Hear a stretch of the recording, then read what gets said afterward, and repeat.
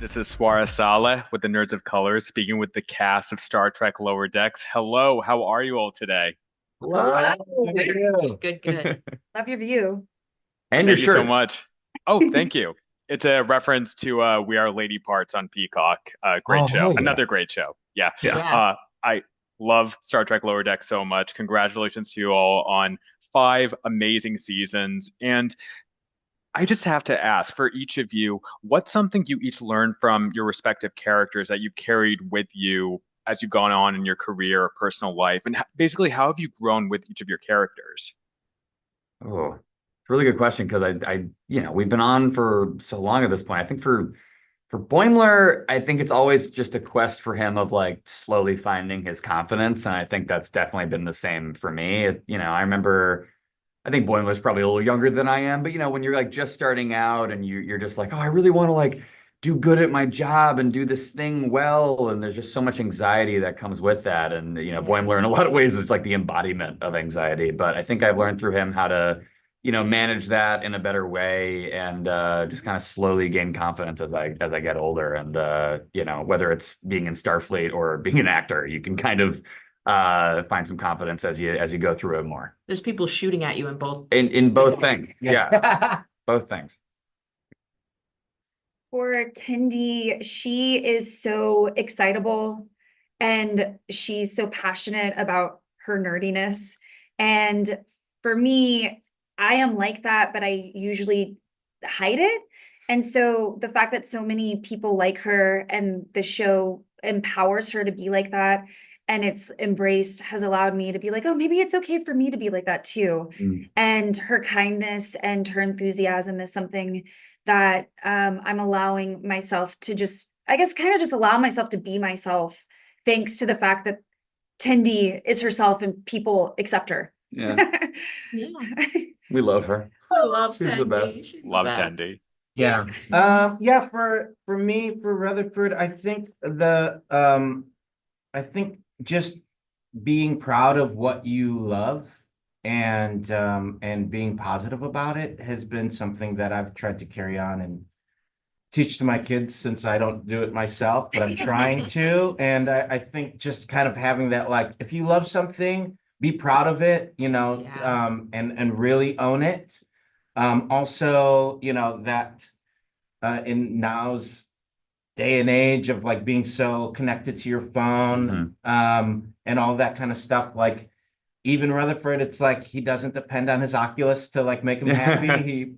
It's his humanity that he loves the most, and it's cool. And he could do without it, but it's I think that vibe, and just having a smile on your face no matter what's happening is always great. Hmm. Mhm. I Yeah, love I've that learned a lot. analogy so much. Sorry. I've learned a lot of balance from Mariner of like, still being outspoken and trying to flip tables wherever possible, but also like sometimes you gotta, toe the line a bit in order to get things done. I've also just learned like so much how to like value and uplift your friends and your Mhm. friendships. I think this whole group, all the characters are so like friendship oriented from a real place of love, and I've just been so happy to be able to bring that out into my everyday life. And the whole larger Trek community is like created such a family with all these other actors from different Yeah. shows, past and present, that yeah, the community aspect of it I think is something that I really cherish. Yeah, absolutely, Tawny. And I have to tell you, like in these terrible times, I frankly that we're living in, Star Trek continues to give me a lot of hope. And I just want to say I love for you, Tawny, how much, you in particular have really risen up and you're amazing as Beckett Mariner. And I just want to say congratulations for you on your upcoming show with Justin Simien. I'm wondering if there's anything you can tease about that, because I'm super excited for that. I can tease that we just keep writing it and getting notes, and they keep saying, "Okay, you're allowed to keep writing this," and we're like, "Great, we'll keep doing that until they tell us, please stop." Uh, So yeah, no, but it's been going so well. I think the partnership with our producers at Secret Hideout has been like one of the best working relationships I've ever had. Like I've tried to develop and pitch things before, and like it just doesn't always gel, but like I really feel like we have like true partners who not only get me and my voice and how I want to be in the world, but they get Trek, they get what Justin and I love about it. Justin and I have formed such a solid friendship, which also is rare. Like, there's nothing in this job that says you have to actually be friends with the people you're creating things with. But the fact that it keeps happening, I kind of think is a Trek little secret magic, Yeah, right? yeah. Trek keeps accidentally making us all very Yeah. good friends. Because he accidentally brought these four together. Yeah. Mhm. And somehow, like, even when I watch the show, you like go like, man, I want to be those four people. Yeah. And then we end up being like that. It's Yeah. cool. Yeah. Just us in the van on the way over here. I'm like, oh yeah, we're kind of like them. I know. We I know. are. It's very A fun. lot. People were ready for us to stop talking. It's Yeah, a lot. I yeah. feel bad about our driver was probably tired of us already. It was only 9 a.m. We got a whole day of this. Yeah, that's so wonderful. And just have one last question for all of you. It's kind of a big one, but what does Star Trek mean to you?